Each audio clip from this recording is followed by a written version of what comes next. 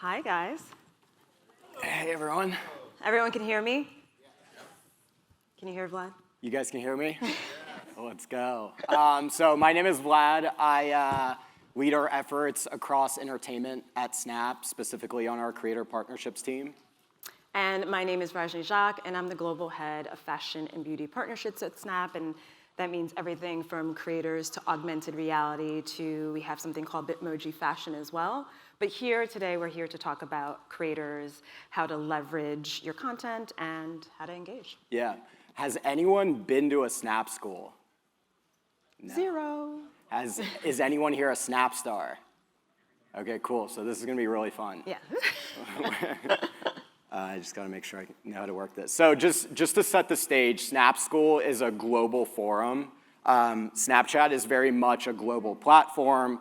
We really empower creators globally. We have an office in Dubai, Paris, London, Amsterdam, even in Tokyo. So we really go out and try to educate our global creator community on best practices, how to maximize growth and reach on the platform, and ultimately generate revenue here as well. Someone just asked me, wait, you can make money on Snap? You can make a ton of money on Snap. So it's a very great place to grow your business. So let's go ahead and get started. So Snapchat is very much an unduplicated user platform. We have over 460 million daily active users, over 900 million monthly active users. And I'll show you on the next slide, but our user base is very differentiated. Over 40% are not on TikTok, over 50% aren't on YouTube, and over 30% aren't on Instagram. So again, a very differentiated community and a very important place to grow your audience. Like I said, a lot of money to be made on Snap. We are very famous for our monetization program. This is an ads-based model, and we'll talk a little bit more about that later in this discussion. We are also really leaning into brand opportunities for creators. We obviously have a massive advertising ecosystem, and they're constantly looking to invest in more and more creators, just how B&H is, and that's why we're all here. And then, of course, content. We are a very fun place to create content, very low lift, and very easy. But with that, it's also very demanding. So, you can post once in a while on other platforms. On Snap, we want to see you out there every day, cohesively uploading content and telling your story. So why do creators love Snap? Like I said, it is a really incredible content playground. You can build a really meaningful relationship with your audience. So a follower on another platform and a follower on Snap are very different. You don't need to have millions of followers on Snap to generate a lot of revenue, generate a lot of engagement. It's really about kind of delivering a narrative that your audience can resonate with. Creative tools, Snap is an amazing platform. I'm sure you guys have all seen different filters and lenses that probably all originated on Snap. And then we're going to also talk about the various content formats, Stories, Spotlight, and then our famous Snap Map, which is also a very powerful tool for discoverability from a global perspective.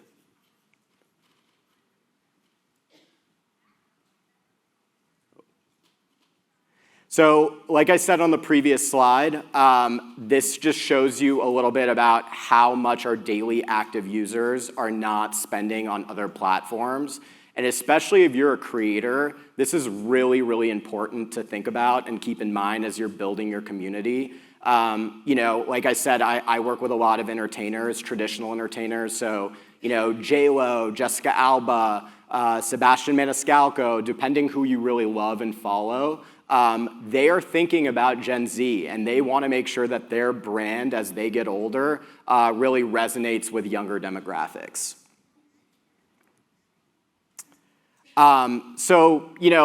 A lot of you may be kind of new to Snap, not really aware of its full capabilities.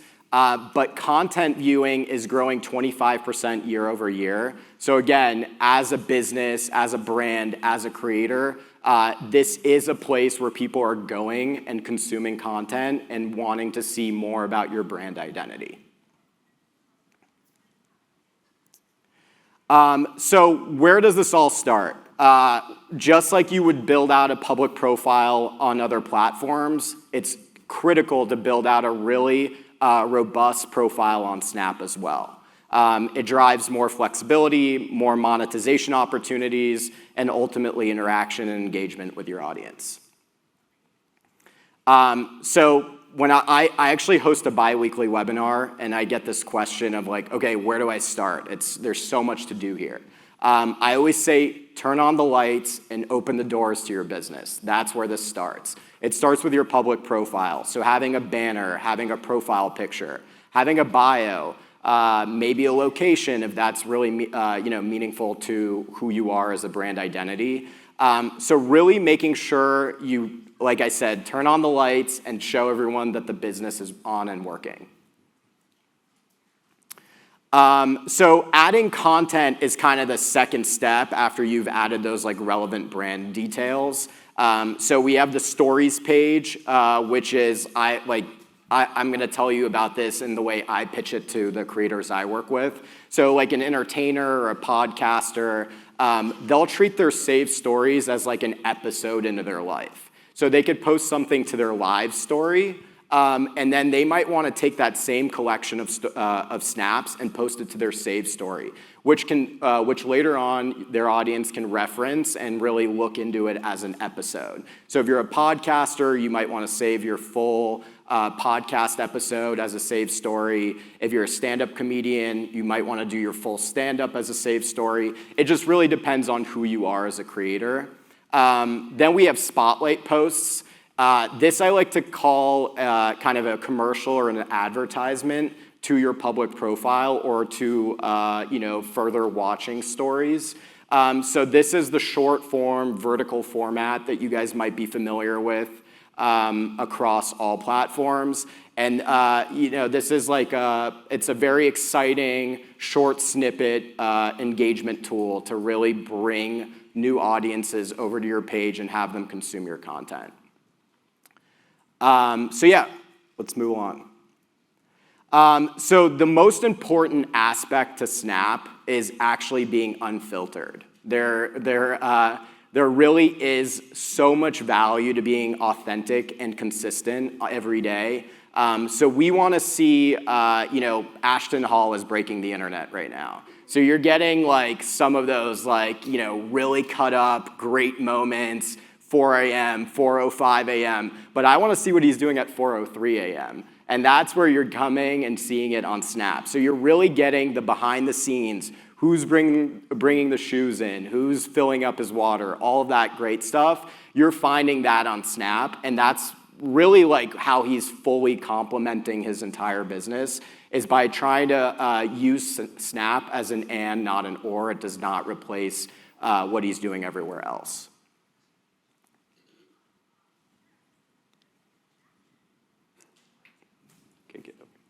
Awesome. Let's hit this one. Yeah. Awesome.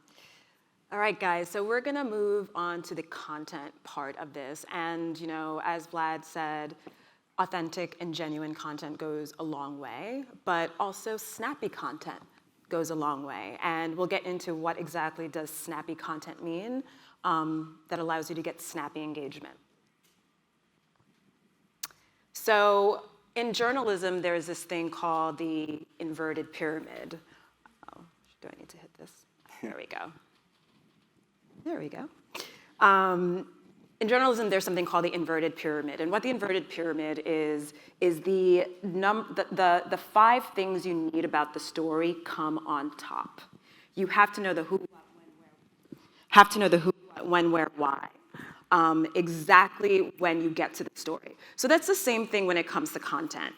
The first 5 seconds are super, super important and make people stay. They allow people to see who this creator is. And so lean into stories that have a very nice narrative with stakes, characters, a storyline. You know, Snap was one of the first platforms that really, really gave into what a storyline was. Why? Because we invented stories.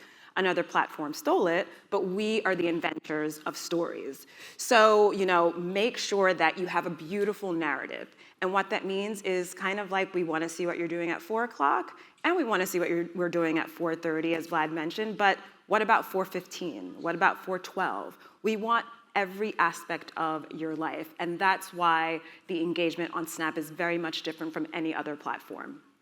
When it comes to content, it's all about mixing it up. You can repurpose something that you put on another platform, but what we like to say is Snapify that. What does that mean? Use the tools that we have on Snap.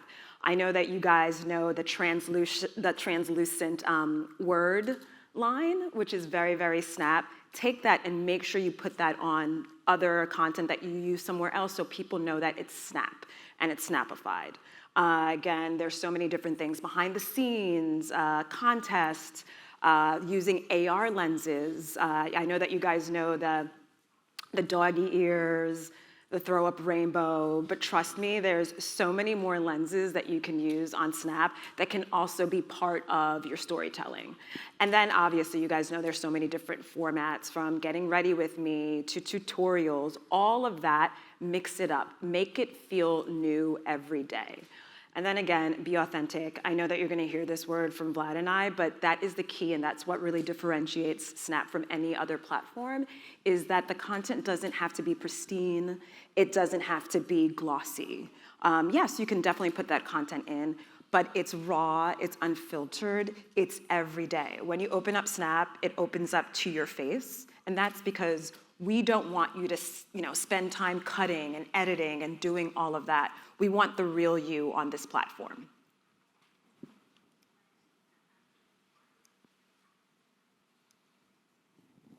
Vlad already said it. Spotlight is kind of like the ads of your story. So a couple of things, you know, I guess like 5 things to do to obviously make your stories better. Shoot it in vertical video. That's just the way that the app is. Play with the sound on. Again, that 5-second thing. Video should be more than 5 seconds, but within that first 5 seconds, give me the who, what, when, where, and why of this story. Obviously avoid watermarks because you want it to feel native to the platform and you want it to feel real. Make it snappy. Again, what does that mean? Snap has tons of tools, from the dual camera, again, to the lenses, to the translucent word line. Use those things to make your content work for you. And then hashtags and topics. If you're doing a story, if it's a tutorial, you could do beauty, you could do, you know, hashtag beauty, hashtag get ready with me, hashtag red lipstick, hashtag Friday night outfit. The more that you put out there within the hashtag, the more people will discover who you are.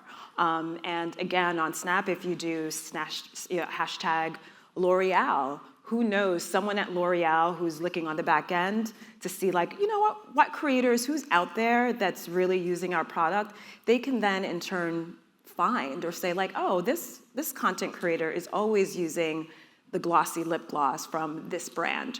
And so what we're saying is to pack it in order for you to be discovered more. The creative tools, location tags, lenses, captions.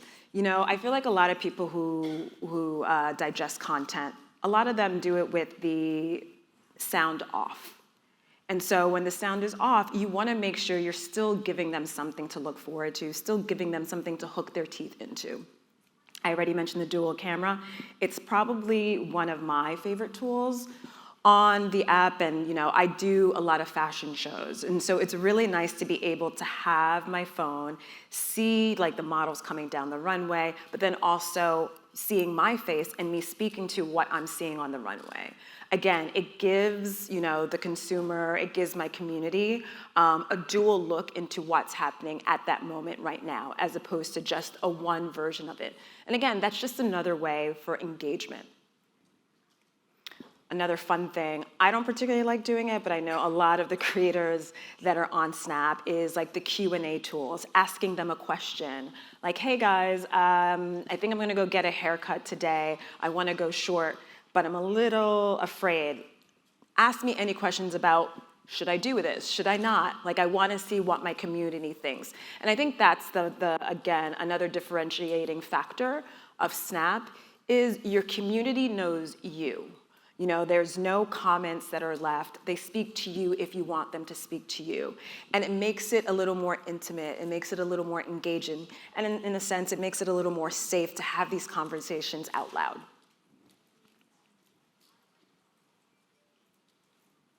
Act like a Snapchatter. Again, story replies generate community engagement using Spotlight.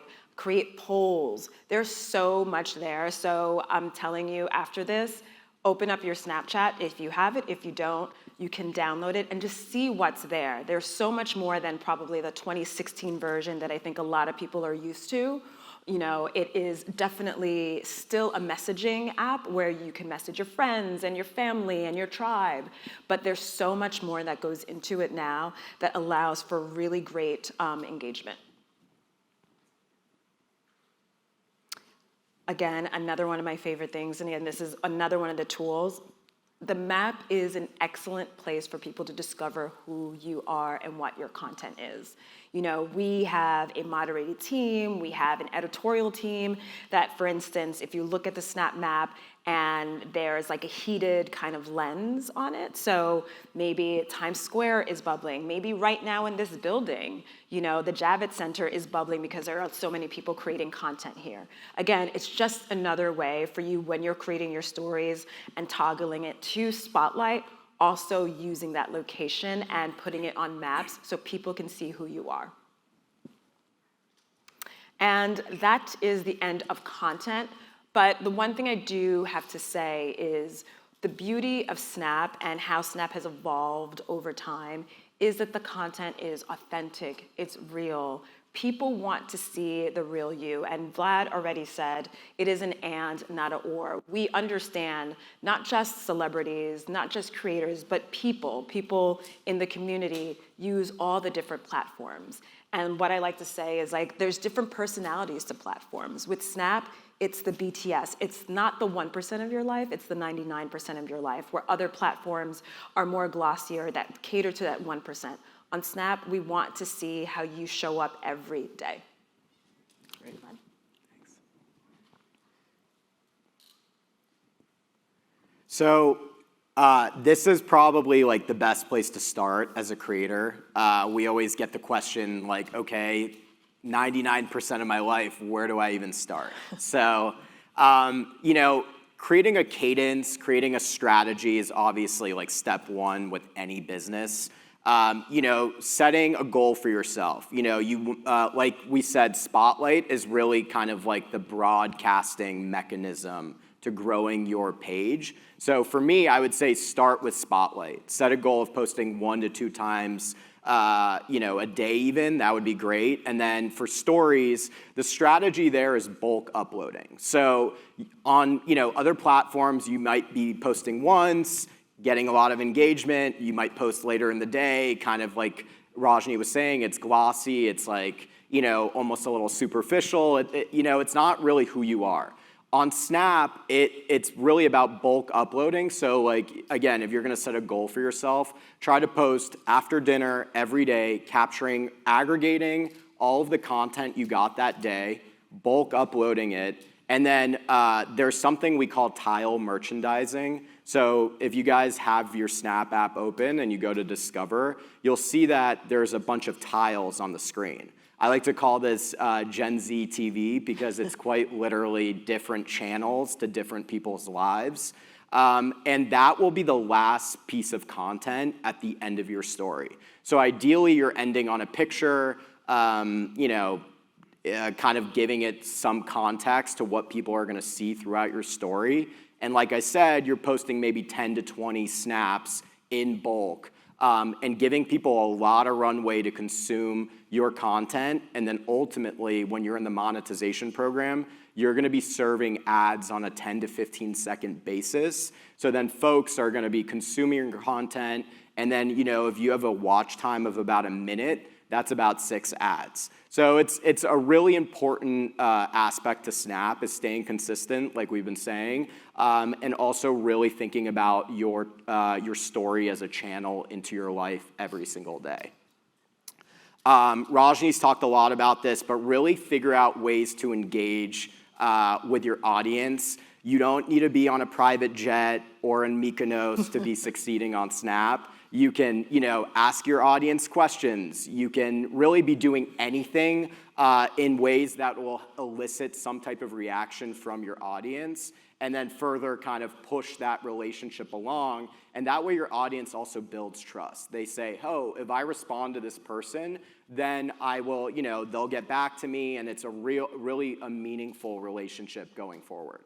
And then we also encourage everyone, like we said, it's an and, not an or. So share with the world and your other platforms that you have a presence on Snap. So again, if you're an actor, maybe you're gonna post you know, a picture of the set where you're shooting, and link your public profile, and you'll say, hey, follow my BTS on Snapchat. There, very seamlessly, you're driving that traffic from your Instagram over to your Snapchat. And vice versa, you might want to do stuff on Snap that then brings people over to your other businesses.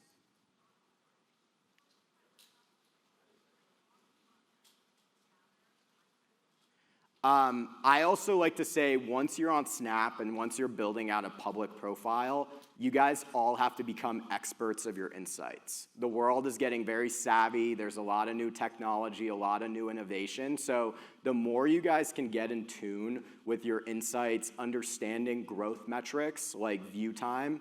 Like I said, view time is an incredible indicator of revenue growth.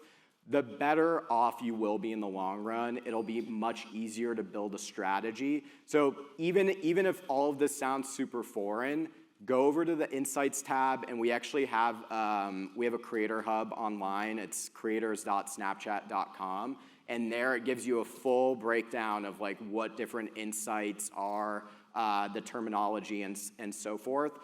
So really spend some time to understand the platform on an operational side, and not just from like the content perspective. Now our favorite part, monetization. So like I said, we have a on-platform ad model that creators are a part of as soon as they become eligible. And this is a unified model. So Spotlight serve ads, Stories serve ads. So again, the name of the game is to post in bulk, really drive up that watch time, and therefore you will be serving ads on a very consistent basis. You know, with all of that said, you really do want to keep in mind that Snap is predominantly a younger platform. So keep it safe. Don't get into any trouble. You know, you don't want to get your content suppressed. You don't want to deviate from the path of revenue growth. So really think about your audience holistically, globally, and really ensure that you're driving meaningful content that will further get empowered by the platform.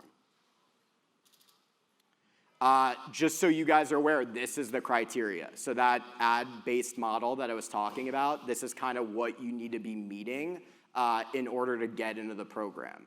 With all of that said, this is also a threshold. So as soon as you're hitting this criteria, you're also going to be monetizing very effectively right out the gate. That's why it's a very, very important criteria to hit, because then very quickly will this become potentially a primary source of revenue for you, as long as you obviously stay consistent and stay brand compliant. And then also just, you know, again, we're at B&H, so like think about this from a brand perspective as well. If you are a business, you know, small to mid-sized business, let's say you're a clothing brand or a restaurant or any type of business that wants to lean into content, you can come to Snap to collaborate with creators and grow your creator network. Snap and holistically, social media is obviously the place for influencer marketing, and we are on track to becoming the biggest kind of ecosystem for ad spend. So any type of brand should always be thinking about Snap as well, especially if you're trying to curate and cater to younger demographics. I think that's it. And that's a wrap. And so I think we're gonna open it up to any questions out there. We are here to answer. Yeah. Hi, so I have a question. Because I predominantly use, like, let's say, Instagram. What would be your advice to seamlessly, without overwhelming myself, snapping, using the Instagram app? What would be like a seamless way to do both? Did you get that? Yes. I think so.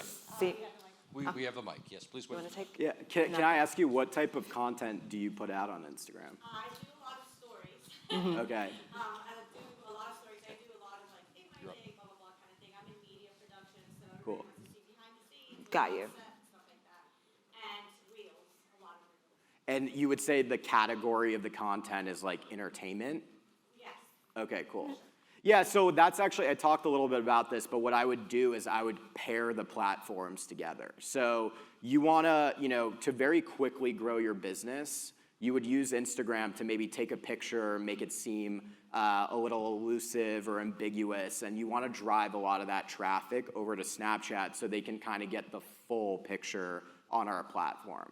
Instagram might not be a place necessarily where your audience wants to sit there and click through a million things. On Snapchat, that approach actually wins. The more you post, the more you're winning. Obviously, you want to build out a narrative and make it very cohesive and have a beginning, a middle, and an end.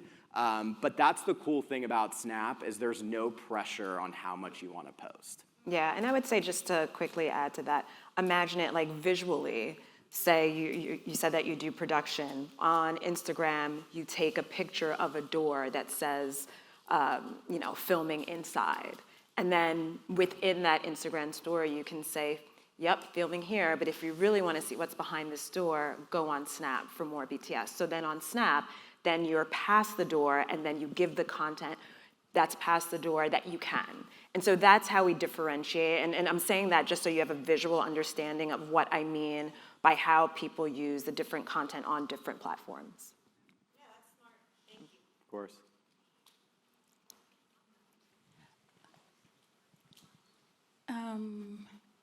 Thanks for coming today. Can you talk about the benefits and features of your bi-weekly seminar?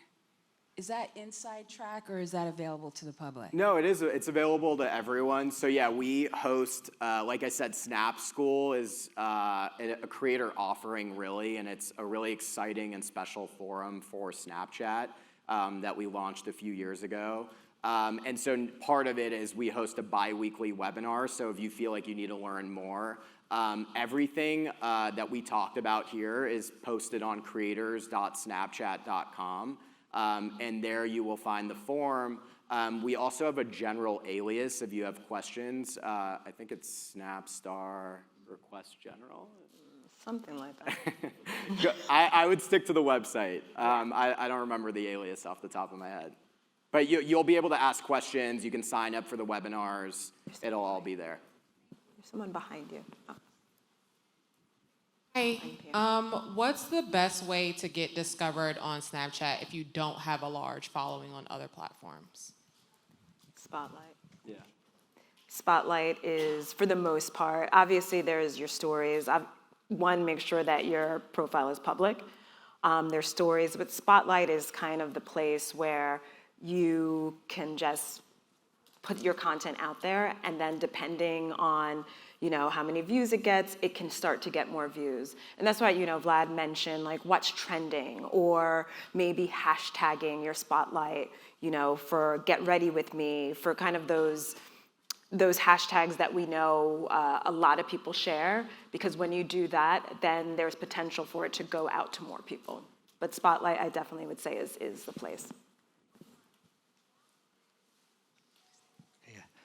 As a as a person that's been on LinkedIn years ago, making a killing, Facebook, and all the other social medias, like the ones that are more business-wise, what do you suggest for a brand new person who's starting, want to call it from fresh, from a new start, after leaving LinkedIn and Facebook a little bit on and off? Can you say that again? Sorry. Yeah. As a person that's been making a killing for the first couple of years on LinkedIn. On LinkedIn, and then okay. being chucked off for different reasons. Okay. And now on Facebook with a lot of following, but not so much engagement. What do you suggest for Snapchat in this case, to start off brand new? I mean, I guess the first place to start is to do a profile for your business or what you're speaking of, and then from there, go to our seminar, because the seminar or the creators page will help you understand how to grow your business. I think there's small steps first, but then you have to understand what content that you need to be making to grow your business and to grow your community.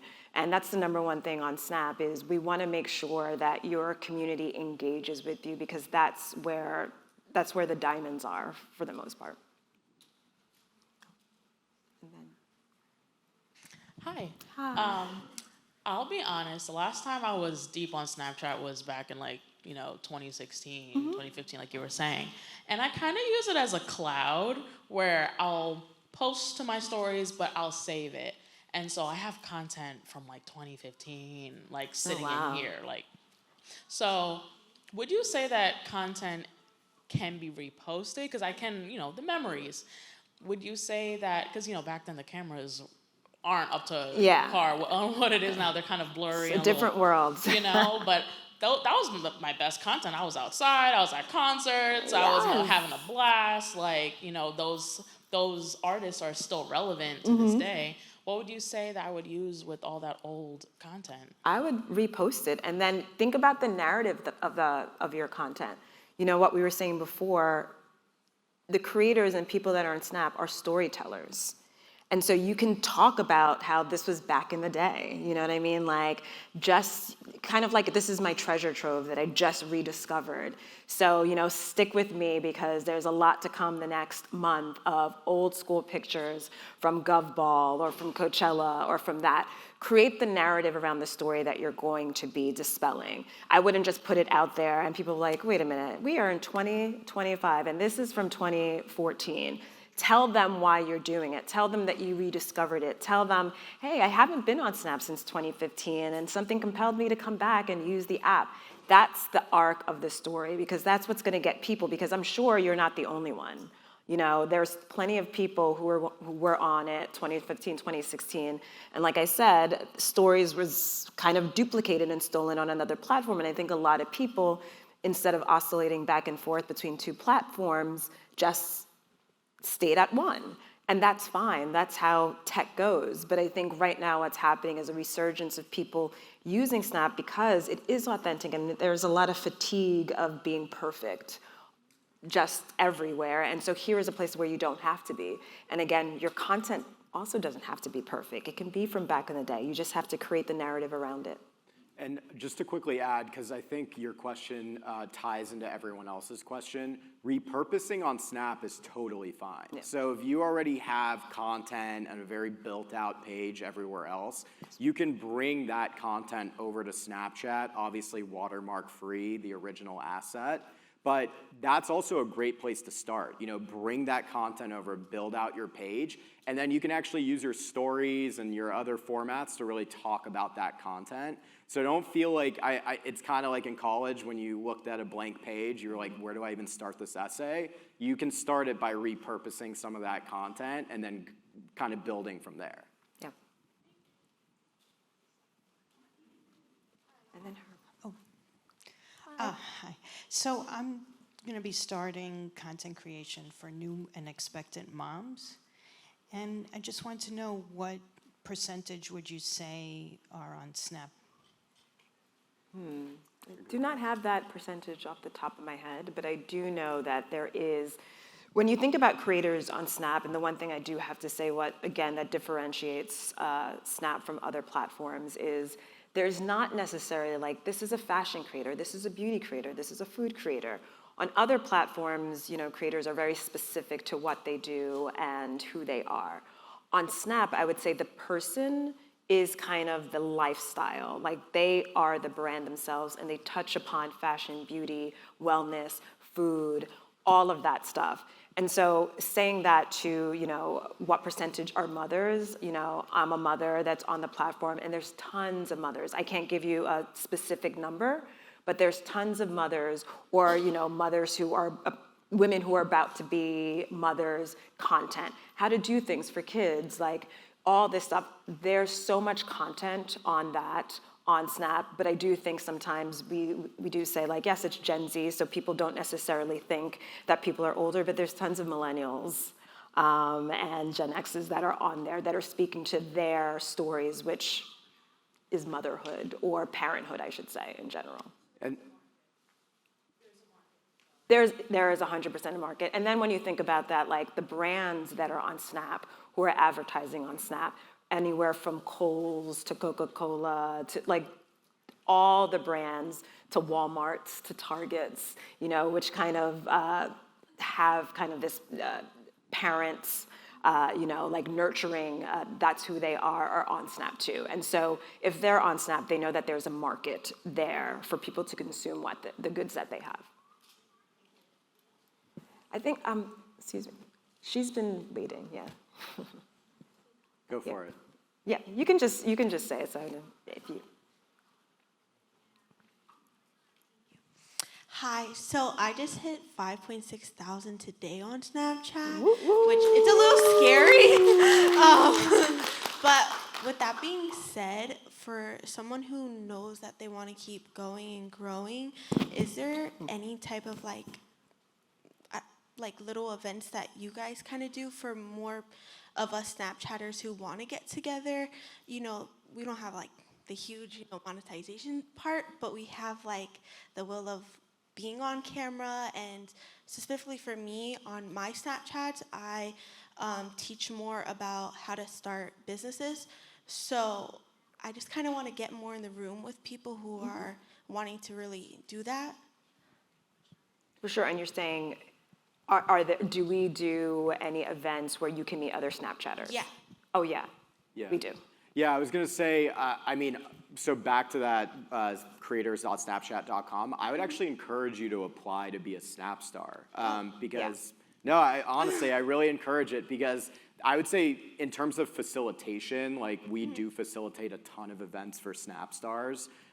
So that would be like obviously the best foot in the door to get in with our community, like, and our, representatives. But yeah, look, I think like Snapchat is ubiquitous with like content creation in so many ways, and like Snap Maps is a great way to like engage with other communities and creators and whatnot. So like post to the location, see who else is around you. I think it's very much a community. But yeah, I would say as it relates to getting in with the broader like Snap team, I would definitely apply to be a Snap star. All right, thank you so much. Yeah. She can take it. There's. Quick, first of Yeah. all, thank you for mentioning the inverted pyramid. I'm a journalist, and this would be a new space for me. I am a news creator. I started a project, and is there a market for it? Like, I know that, and it's not mainstream media. I'm an independent news creator, short form video. So I'm just questioning whether this would be the space, or if you're seeing a growth in that space, and even the audience as well. Got you. There's definitely a growth, I think, when we look at the context of the world and what's happening in the world right now, I think people are a little dismayed by, big media. And so we've definitely seen, and not just on Snap, just across the board on social media, that these more independent, driven, news outlets are happening more and more, whichever way that they're leaning. And so there is definitely a drive for that type of market for sure. And again, I don't think just on Snap, I think just in general, and I think it's just because of what's happening in the world. People don't want to sit and just watch maybe Fox, CNN, MSNBC. They want something else to gravitate towards, for sure. And it sounds just quick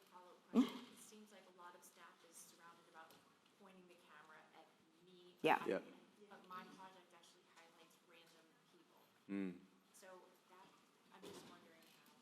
Yeah, I mean, I think there is a business for that. I think it depends on how you approach it. Obviously, you know, if it feels original and native, then of course, I think if you're interviewing, if you're going out and researching, there's a lot of opportunity there. There were 3 creators here yesterday. Rajni hosted a fireside chat, and 2 of them actually do a very similar style of content, where they go out in the world, they do recaps, they interview people. So Snapchat is very lighthearted. Like, the beauty about Snap is it's a happy place, and we're actually like ranked as the happiest platform. So it's not where you're going for, you know, explosions and craziness. It really is about connecting with people. So as long as you're doing that, I think there's value there. Yeah. No problem. Thank you. I know that you mentioned fashion content. I was wondering if you could go through some of the different types of fashion content on Snapchat and some of the best practices. Yeah, I would say Snap hosts all the different types of fashion content. As I was saying before, yes, there's fashion creators, but there are just people who are brands themselves that touch fashion. Obviously, Get Ready With Me is really, really great. When it comes to like fashion and beauty, the one thing that I see that does very, very well is not necessarily kind of a full-on Get Ready With Me with the outfit, but sticking to one thing. In beauty, I don't want to see, not when I say I don't want to see, what I see that does well is not necessarily like makeup on the whole face, but really honing in on maybe just how to make the perfect eyeliner, and that being the story, not the full face. In fashion, how to shop for the perfect heel for this event, not necessarily the whole thing. It also gives the creator a lot more content, because then you could really hone in on like specific things, and then that could be the broader story as you put those things together. But it has to be quick. It has to be to the point. And I think, you know, that's what I was saying, you know, the first 5 seconds, like, hey guys, come with me. We're gonna find the best shoe for a Cancun wedding. Boom. That is the narrative of the story, and so that you create there. And again, like, I don't, Get Ready With Me isn't all that. I'm trying to think what other fashion content there is. It all lives on Snap. All that, the different types live on Snap.